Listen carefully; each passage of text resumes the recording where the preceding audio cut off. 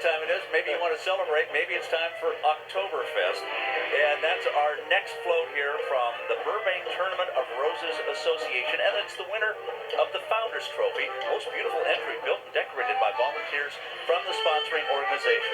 Well, as you know, Oktoberfest is all about beer, beer, beer. But in this case, they're pouring root beer, which makes this a root beer float.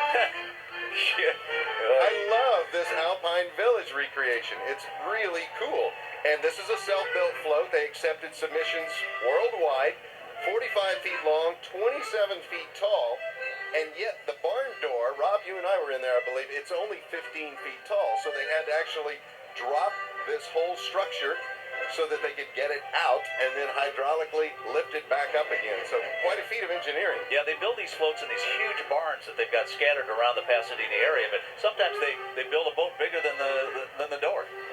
They're the dancers. They're doing what's called the Schuhplattler, the shoe slapper dance. It's the men's movements imitate a wood grouse, strutting to attract the attention of females. That's actually how I attracted my wife to me. I was waiting for that one. Carrie's got to be thrilled to hear that. I was doing a little Schuhplattler. But great detail. A new use of material around the window there, the framing on the doors and the windows, it's crushed coca hulls. And it smelled so chocolatey when we walked in. Like so that. You had that root beer and chocolate smell.